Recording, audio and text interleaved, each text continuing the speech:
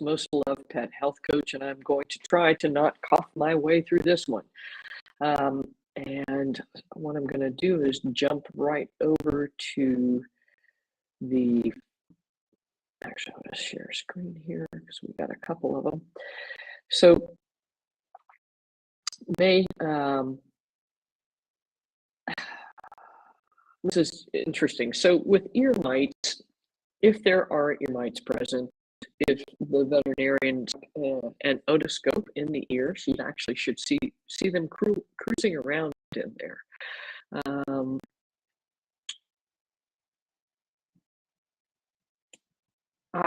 What I would suggest cleaning their ears with is, as long as the ears are not irritated, is a mixture of isopropyl alcohol and vinegar.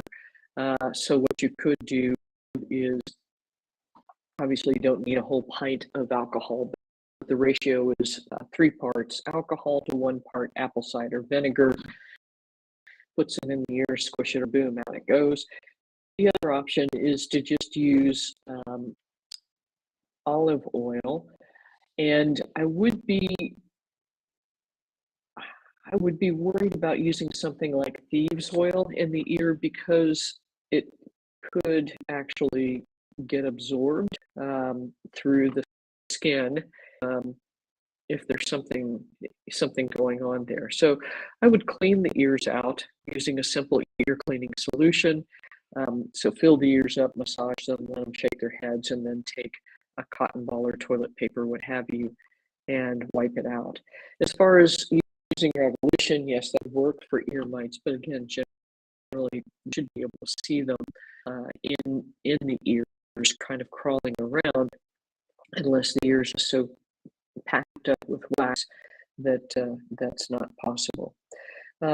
Revolution is okay. It does not work very well for preventing heartworms. Unfortunately, works better for cats. Unfortunately, does not work well for dogs. And I've had several pets, including one of our own dogs some years ago. And Michael was trying to answer this with thuja. It is bitter and drying tasting. So what I would suggest doing, using something like a piece of cheese, a piece of Vienna sausage, a piece of sardine, and break it into small pieces that they can kind of gulp down for the one that's just not having it. Literally hand the piece of sardine or whatever you're using with nothing in it. The next piece, a piece of sardine with the 1 drop of thuja, and then give a 3rd piece of sardine with nothing in it. So sometimes that a little bit better. And Susan, I'm so sorry to hear about Pack. Hopefully the tea relief is providing him some relief, and he hasn't done something. Maybe in his neck, often if that's something relatively new since he's older. So you might try doing some massage around the neck. If you've got an STC loop, definitely treat that area as well. And we posted this site of Dubert. Chris Roy is a podcast amongst other things, and he's done a lot to really support animal rescue groups. And this is his cat Duped, for whom the site is named after. What he does is he set up this shop so that some part of the product cost is to various shelters. And then the other thing he does is help to match up various rescue groups with volunteers. So this is definitely a great organization to support, amongst other things, but they're really trying to facilitate matching up pet rescues with donors and also volunteers. And I think that is all of the questions for this week. I managed not to cough.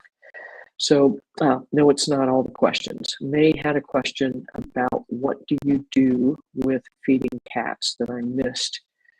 last week. I thought I'd answered it, but I did not answer it completely. So let me come down here. And here's what I would suggest doing, May, is to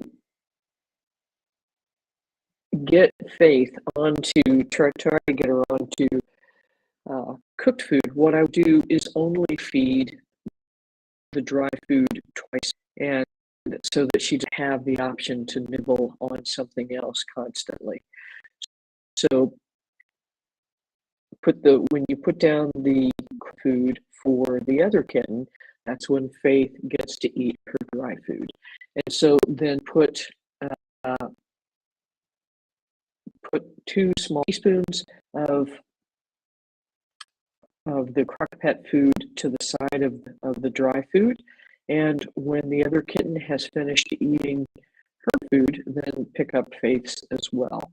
So this will be a little bumpy for a bit, but I think that's the best option to get her converted.